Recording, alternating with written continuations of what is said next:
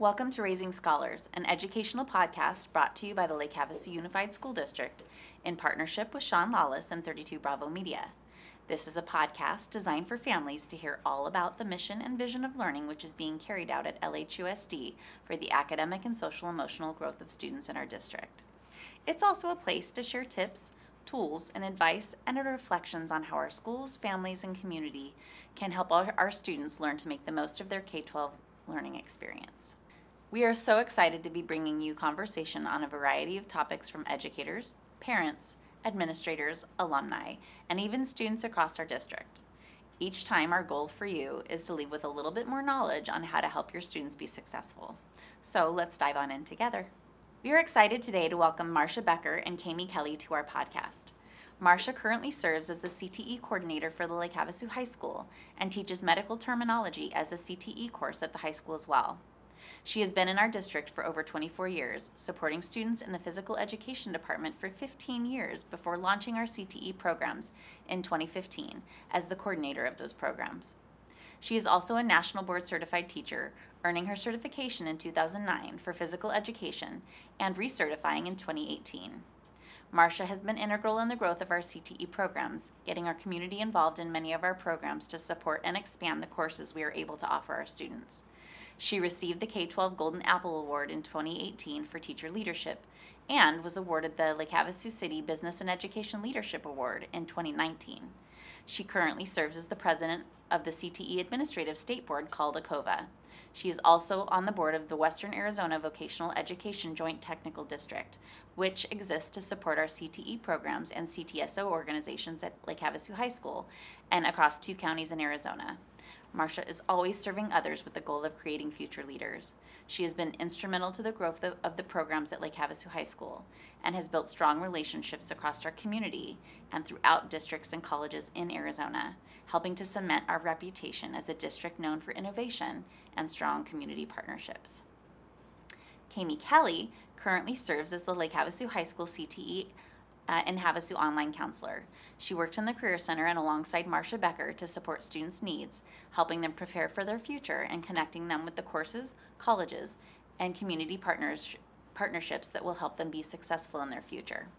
Kami also supports students through the Skills USA program, which is an integral part of our CTE programs. She has been an equally essential partner for CTE internship, working alongside Marsha Becker and Chamber of Commerce President Lisa Kruger to connect students with businesses in the community and providing paid internship opportunities for students through the Chamber.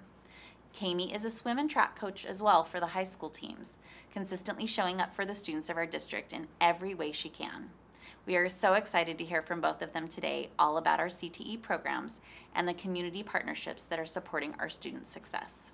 So Marsha and Kami, I'm just so excited to have you here today for the Raising Scholars podcast. Welcome. Thank you. We're excited to be here. I'm thrilled to have you because today's podcast is really all about the community connections that we're building and how so many of the LHUSD and LHHS programs that you're building at the high school right now are impacting our students and really preparing them for their future. So I'm thrilled to be able to share a lot more with the parents about what's going on.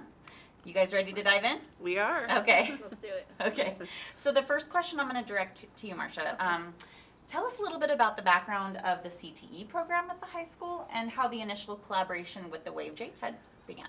Okay, well, you probably remember all of your old home ec classes and industrial arts classes.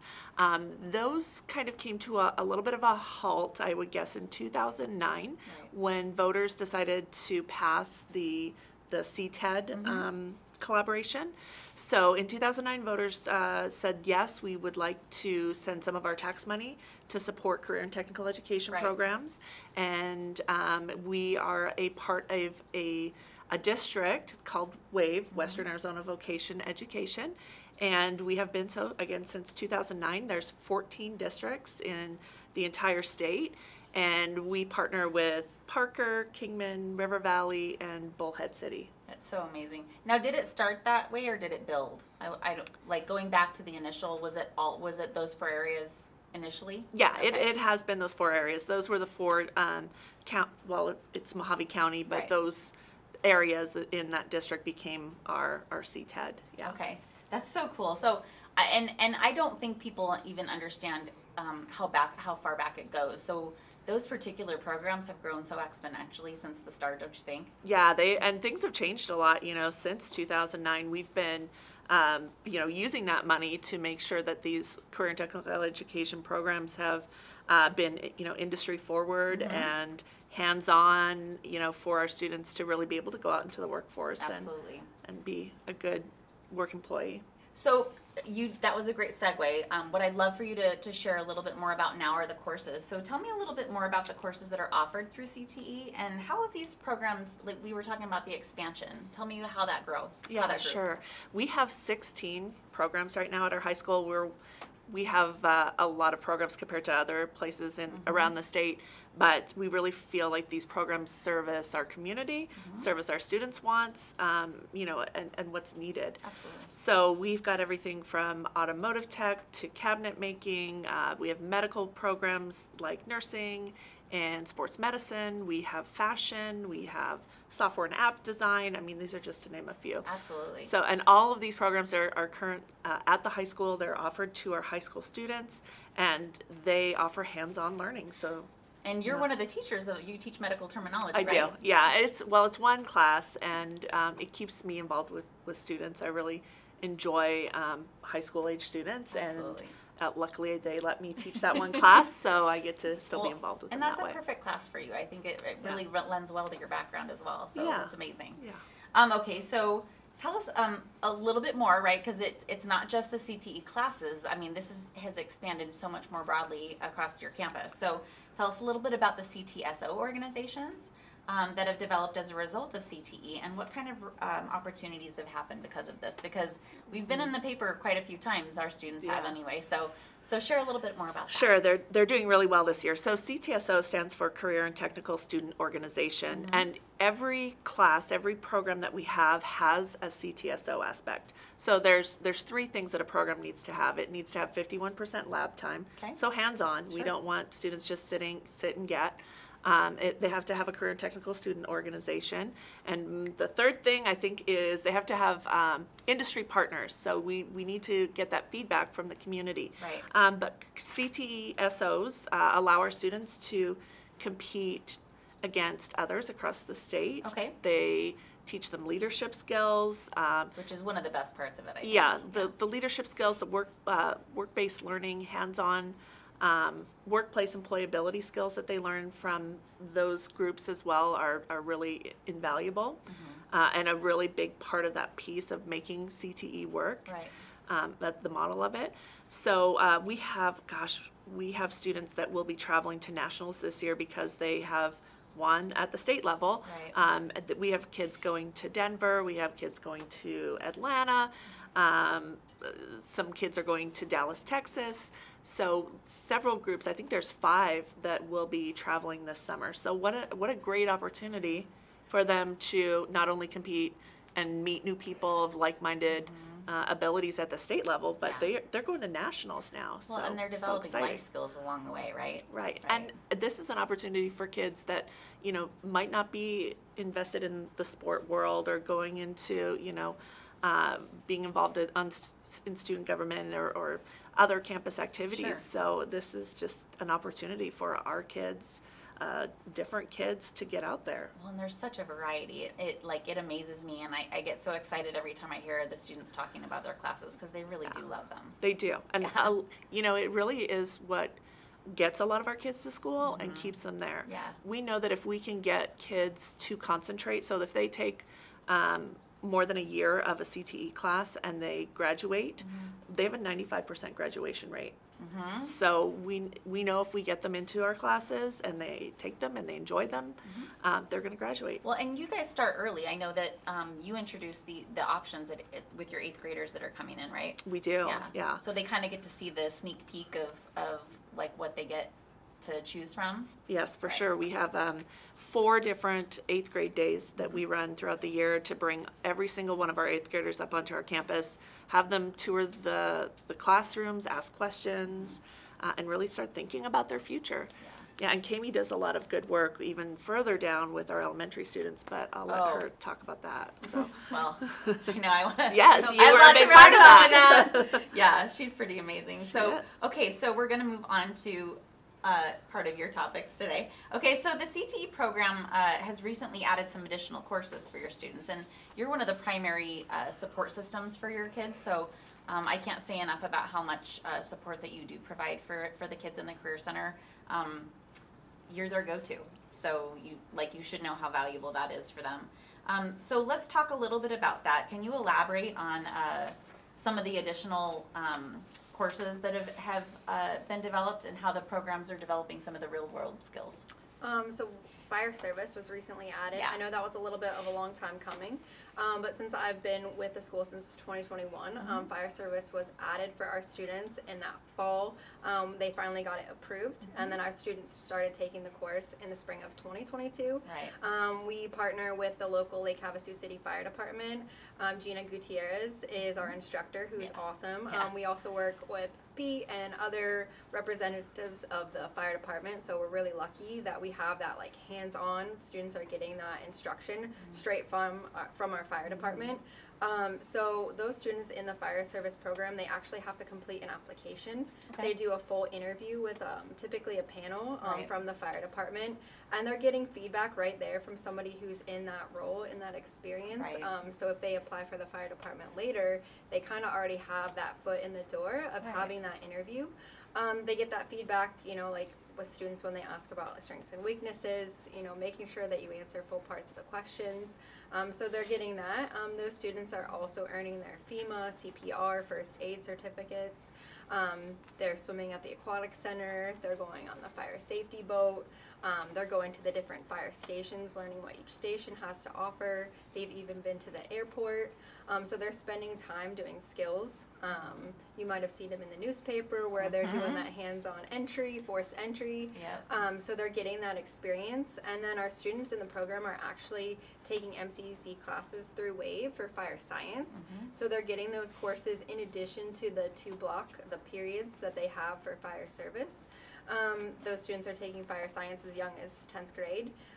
And then we had Jaden Baker, who took our EMT program, Jake Tobin, who was in the fire service Right. program, Yeah. who are getting their EMT and going into the academy.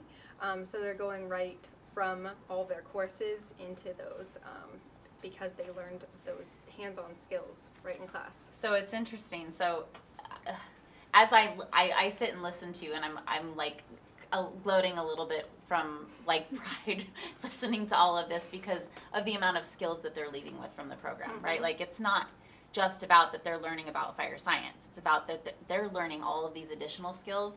And some of them, I mean, these were some of my Jamaica kids. So at elementary, some of them were with Gina just to learn about the fire department in general in like second grade. Right. So they're also learning about civic service, right? They're Yes. learning about that civic involvement and what it means to give back to our community. So that's what I mean by like they're taking so much more from these programs than just a class. Right, and that is part of the CTSO as well. Yeah. They partner with community service, and the fire program does a really nice job of they did a tractor pull.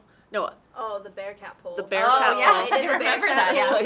yeah. So they were working with our local police department too. They were pulling them as a team. Yep. I think the chief even stepped in He there did. for a period of time to do that. I'm going to talk about it a little bit later too, but the students were also involved in career literacy. So we took our fire service students to Jamaica Yeah. to talk with them about what they do and how they get into the class. And students had lots of questions. to I'm ask sure them. the sixth graders were like, "Why are there firemen here?" I'm sure. How exciting. Yeah, that's really exciting. Okay, so you did the perfect segue because we're talking about community involvement, right? And how a lot of the community partnerships that we have through these various entities are really building opportunities for our programs and for our kids. So let's talk a little bit about the Chamber of Commerce and the partnership that we have with them for the CEI. Can you talk a little bit about that and elaborate on the partnership and what it's offered to our students? So a key piece to our CTE programs is being work-based learning. So work-based learning could happen at our school campus, whether they're building like a marketing plan or something that they're doing in cabinet making, automotive, but it's also getting out into a site. getting into the field, seeing what it's like. We've been so lucky to have Lisa and the chamber partner with us. We have openings for 30 students. It's a paid internship, which is really nice. I know I worked a full year internship with no pay. That's difficult even as an adult.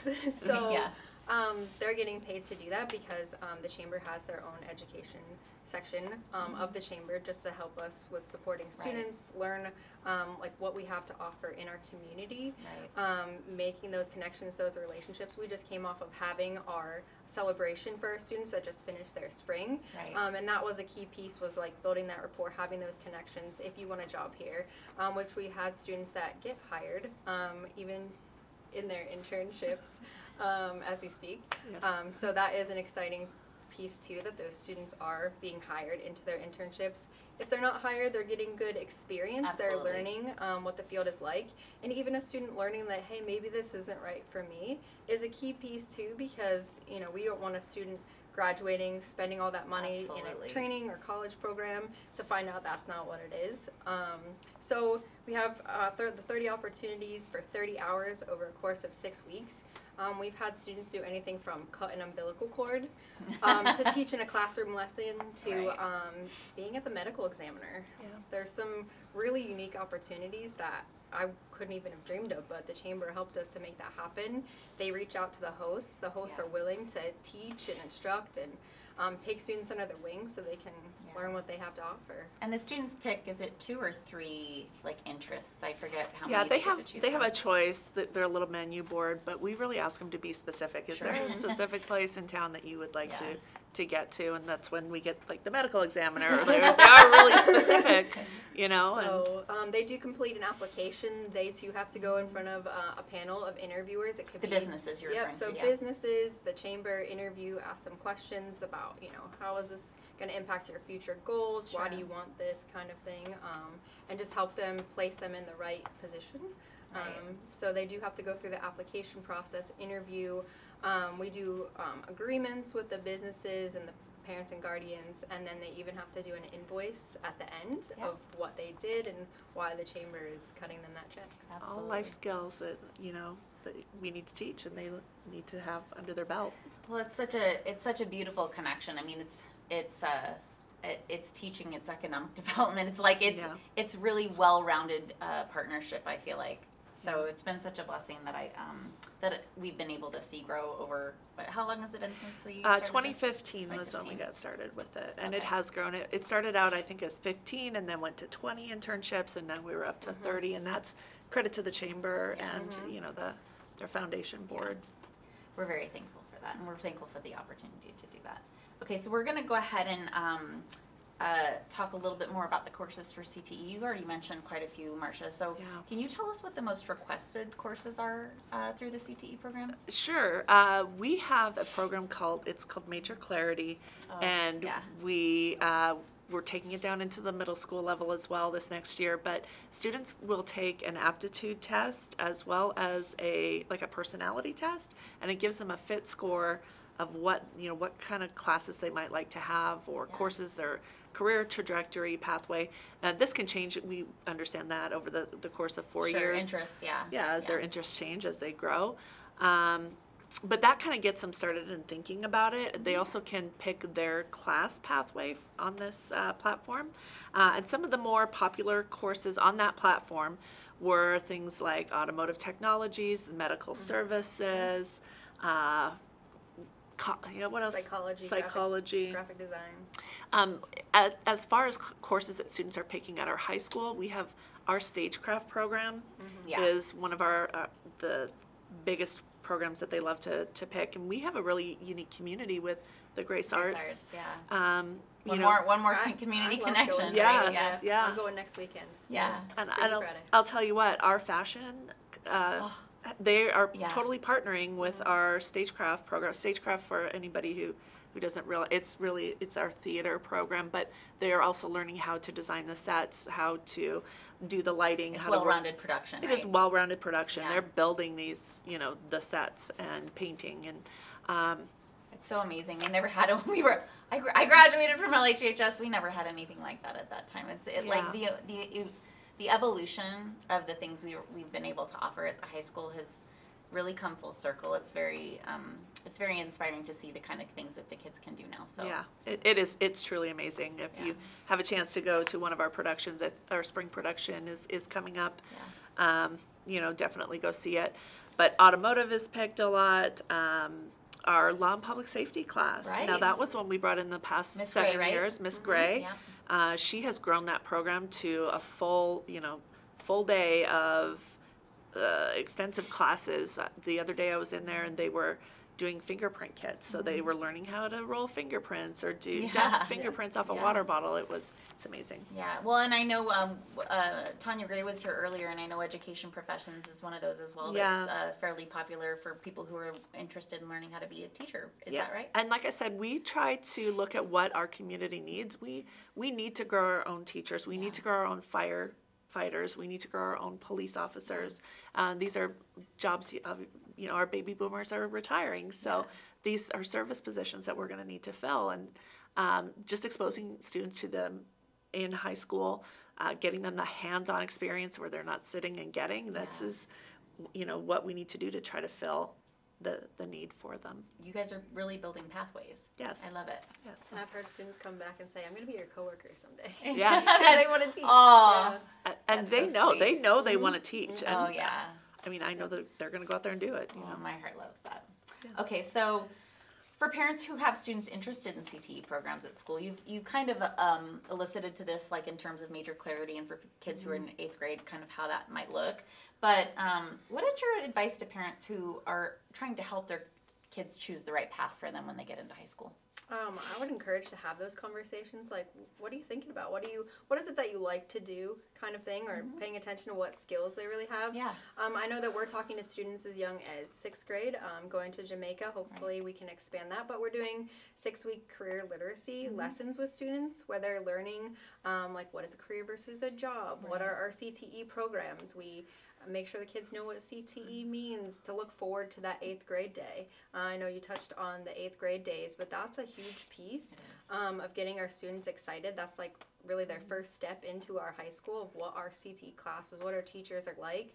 They seem to really enjoy being there. And then we also open it up for the open house. So encouraging those parents to come to our CTE open house nights so they can get a look themselves about what our courses are like, what our, meet our teachers, see our fantastic, like our studios and labs and all the different hands-on work that our students are doing. They get an opportunity to talk to our students too about, what are they doing in the class? What are their future goals? It's never too soon to start having those conversations with students about what it is that they like, or just even paying attention to those skills.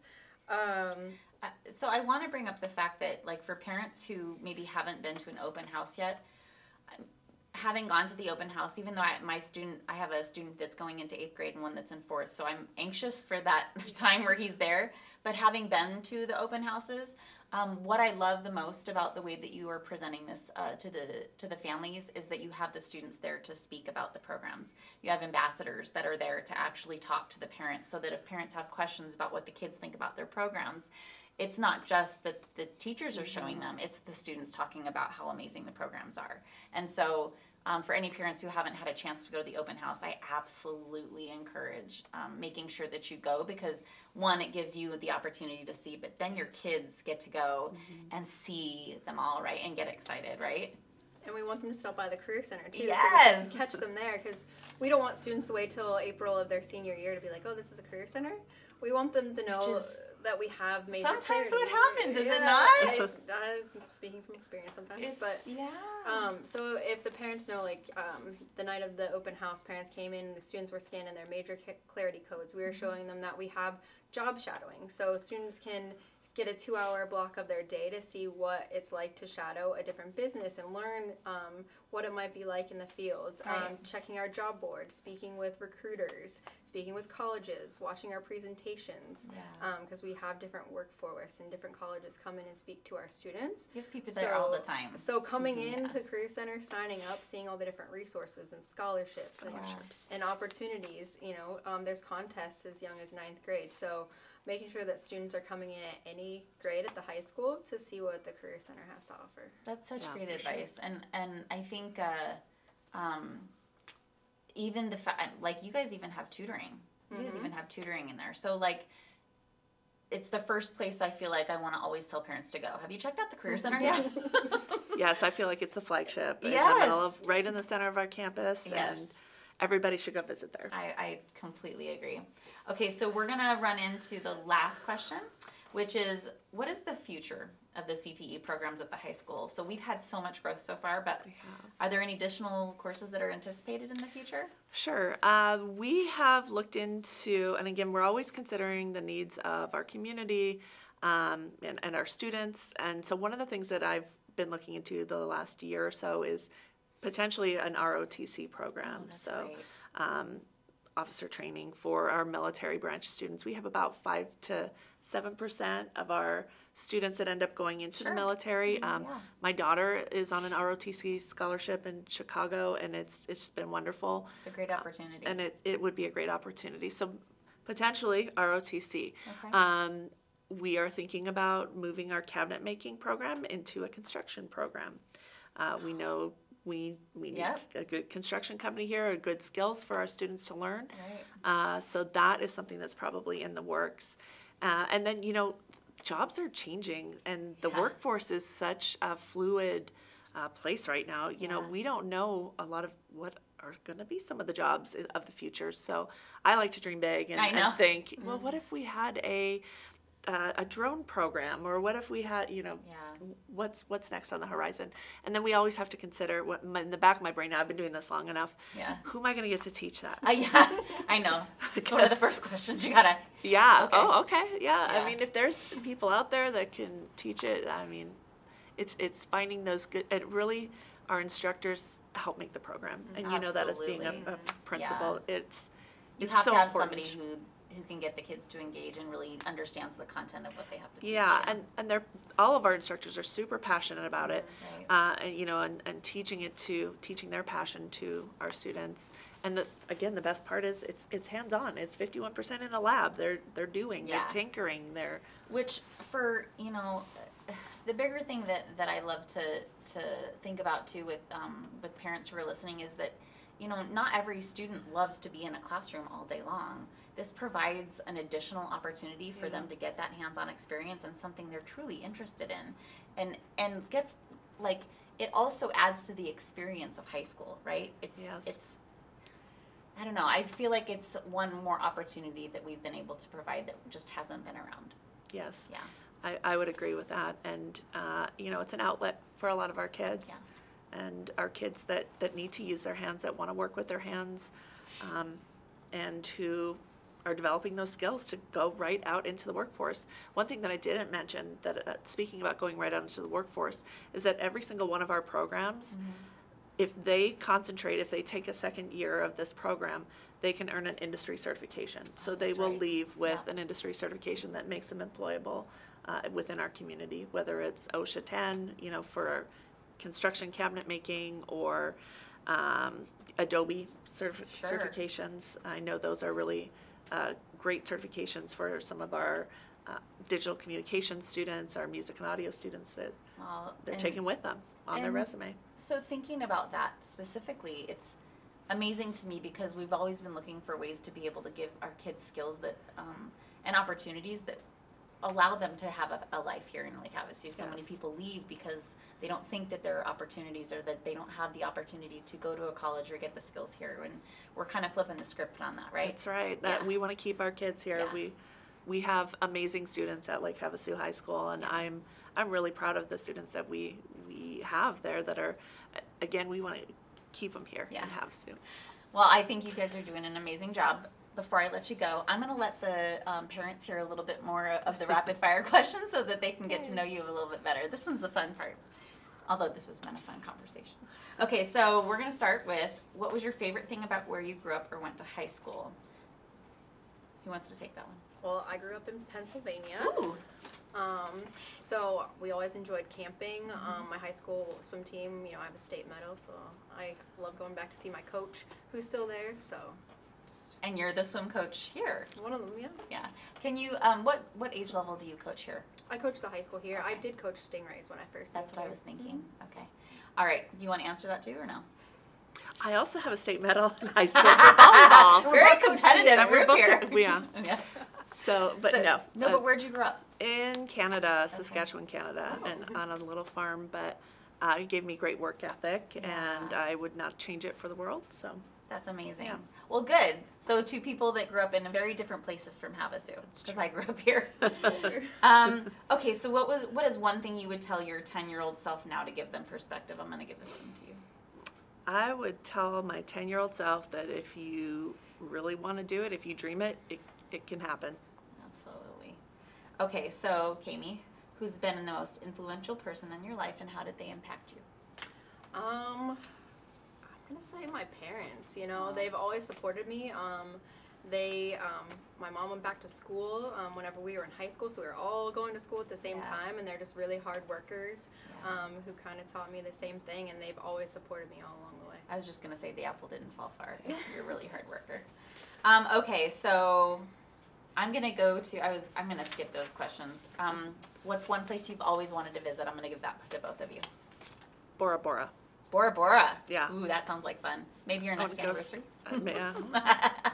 Gross. I'm on a quest to get all 50 states, so is my brother. I'm currently ahead. Alaska is the last state I need, and I'm going in June. So I'll get all 50 states. You're one state away from all 50 states? Mm-hmm. Impressive. I need to give you a medal. I think I've been to 5, including Hawaii. That's crazy. That's great.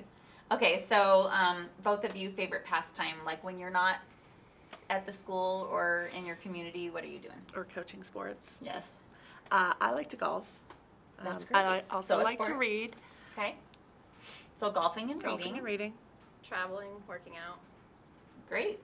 Okay, and glass half full or glass half empty? Half full. Always. Always.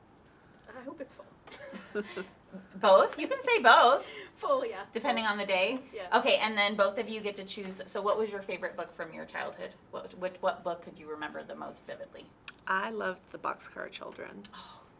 That's probably like one of my earliest books. Yeah. That really made me want to read. It's still a popular book today. Yeah.